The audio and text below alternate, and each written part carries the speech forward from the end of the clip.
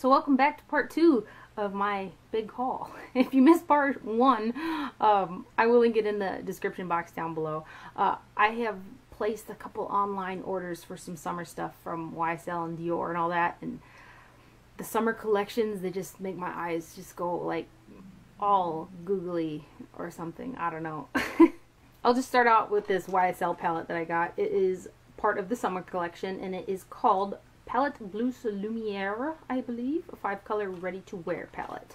And the colors look pretty, but it wasn't something I was really drawn to, the colors, but I was really drawn to the packaging. And I was like, I love the packaging, and I can deal with those colors. And actually, it's a new formula, I think, for Ysl. So, and it's a nice formula. So this is what the packaging looks like. Super pretty, and it's got kind of a raised grippy feeling to the top of it. And then this is what the shadows look like. I did use them. They are kind of along the lines, they're kind of a newer formula. I feel like they're trying to be like the In Extra Dimension formula, but still powder. I think it's like a hybrid maybe or something. It's a little bit of a different formula, and I know Ysl has come out with a whole range of palettes in this style as well. And I've seen them, they're released as well. I saw them on Neiman's, I believe. But this one is from the limited edition summer collection in any event. And all the colors are very soft, very pigmented. They blended great. They're really nice.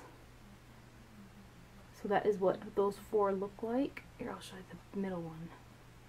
So great pigmentation. Oh man, look at that arm, I tell you. Right there. So that's Bleu Lumiere. And I quite like the formula so far. Then a couple things that I ordered off of QVC. I picked up the new bareMinerals Bare Skin Foundation. It is called the Pure Brightening Serum Foundation, SPF 20, which is mineral sunscreens. I'm trying not to go into full review here, but I love this stuff. It is really thin, so I don't know how much I'd rely on it for sunscreen, because mineral sunscreens are a physical barrier, and that's not very thick.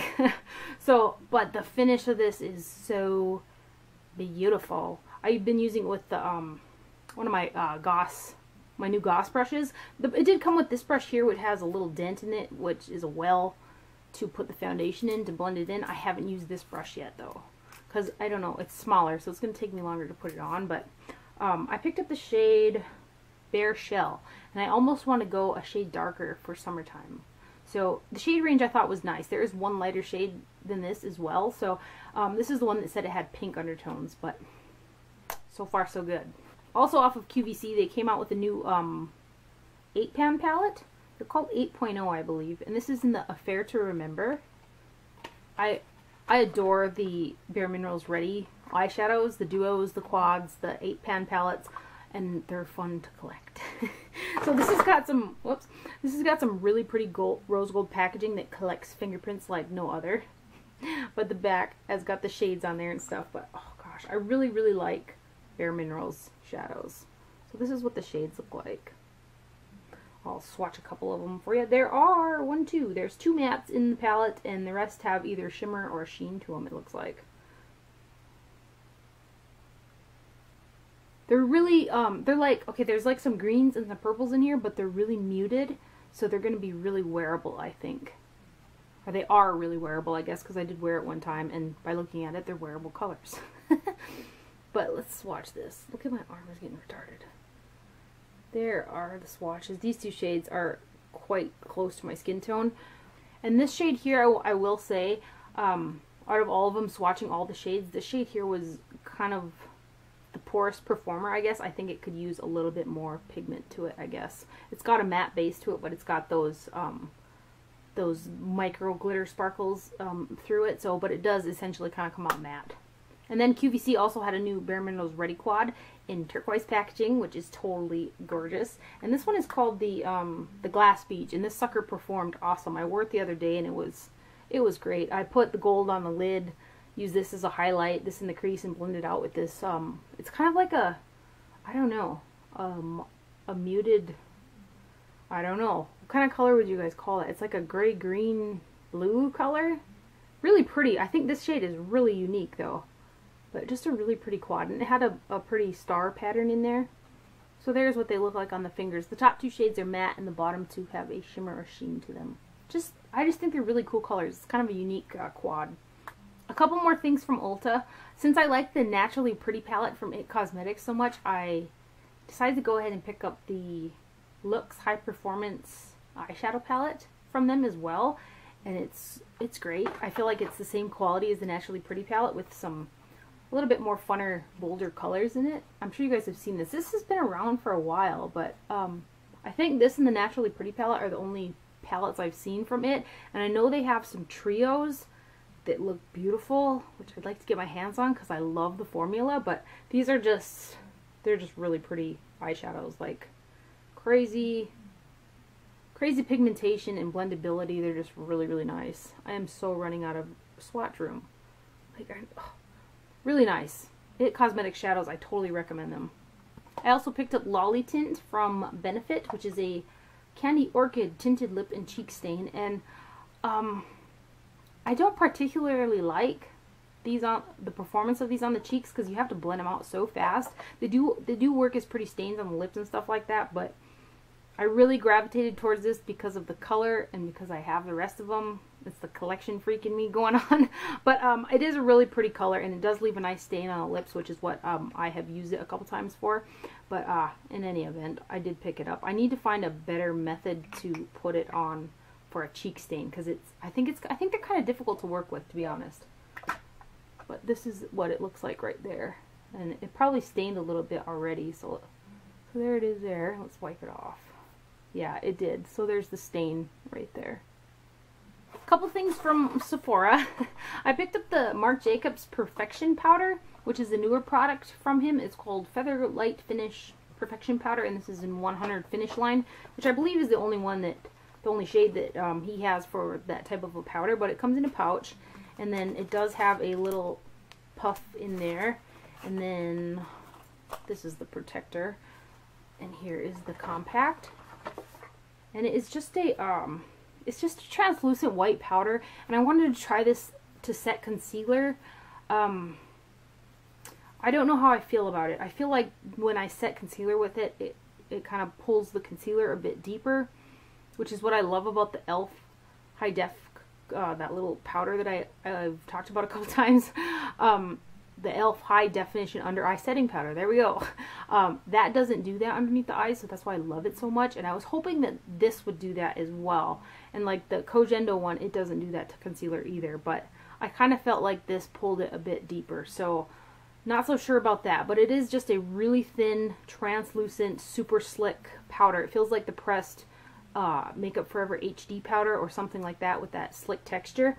So I don't know. I had hopes for being a under eye setting powder, but now it just might be a fancy, I guess, blotting powder or to take away the shine, which is kind of expensive for a powder to do that because I really love my e.l.f. Tone Correcting Cool powder for that too.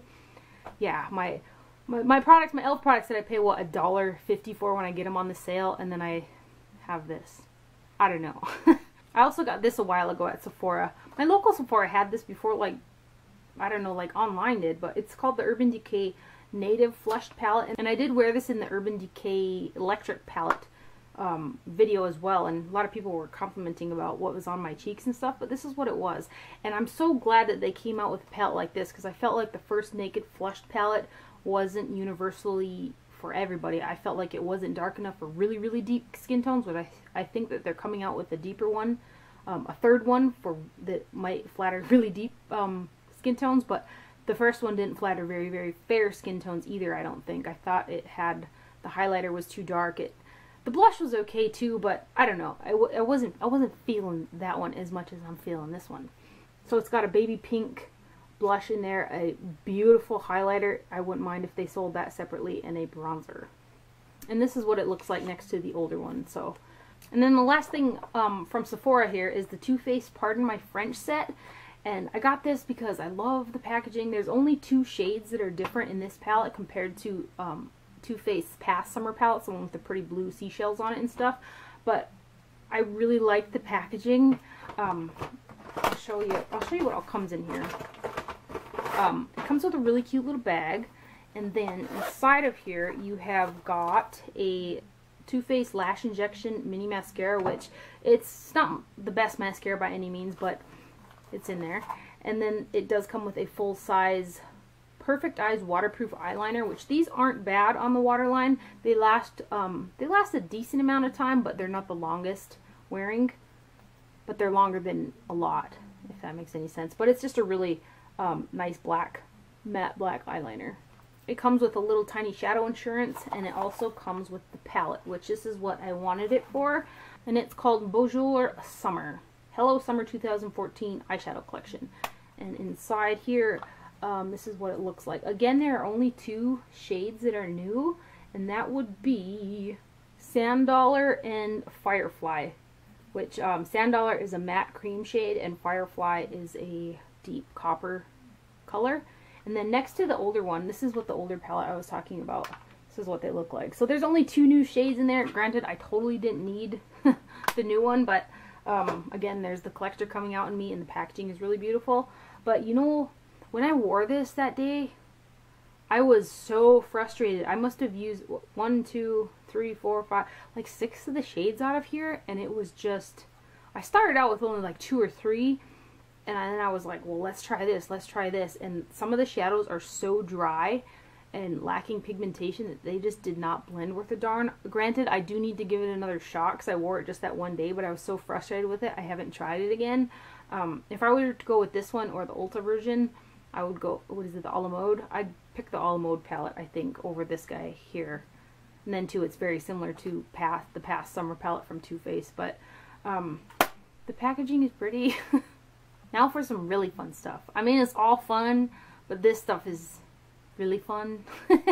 Probably because I got it most recently, I guess. But this is the new Dior summer palette. There's a piece of hair here.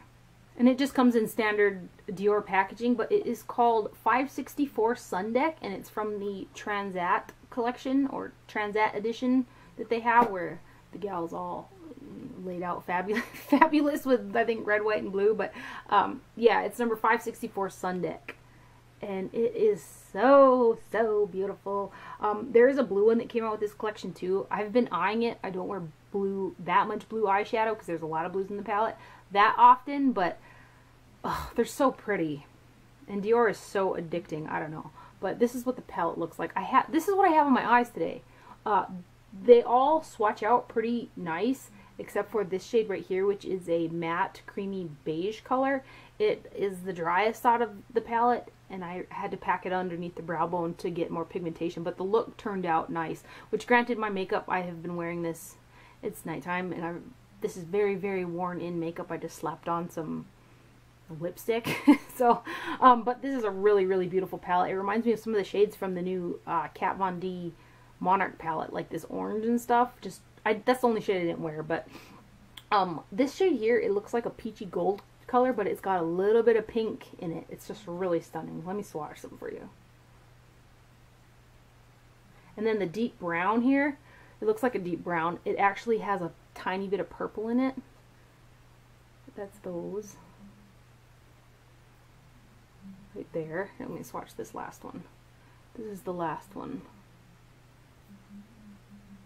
Right there.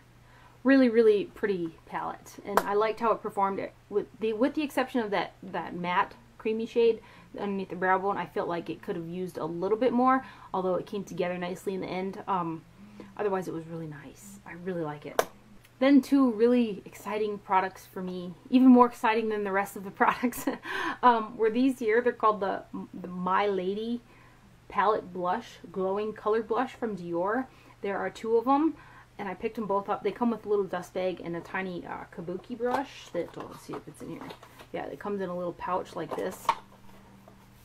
A little Dior Kabuki, which it's not bad quality, I mean, for on the go and stuff like that, but it's not something I'd use every day. But these blushes, I seen them on Chic Profile months ago, and it was part of like a color, Kingdom of Color, something along those lines, and it said that it was like, I can't remember what country, but it was overseas exclusive, and I jumped on eBay searching for these, and you name it, I was trying to find these, and I couldn't find them anywhere. So randomly, I was on the Saks website, this was just a couple days ago, and I was like, oh, No way. There they were. They were like right there. It was like fate or something. I sound ridiculous, I'm sure, but there they were, and my eyes literally popped out of my head. My jaw kind of hit the keyboard, you know, and all that, and I like bought them as fast as my fingers could put them in the cart.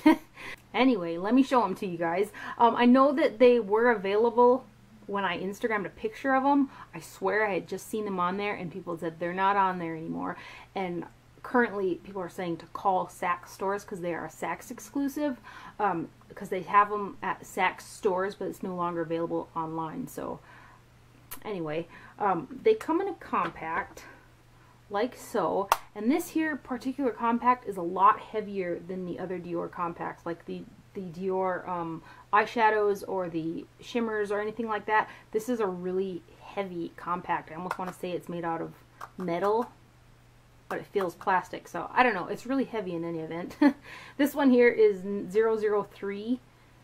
Look at this. It is like a coral pink shade. This is what I have on my cheeks today.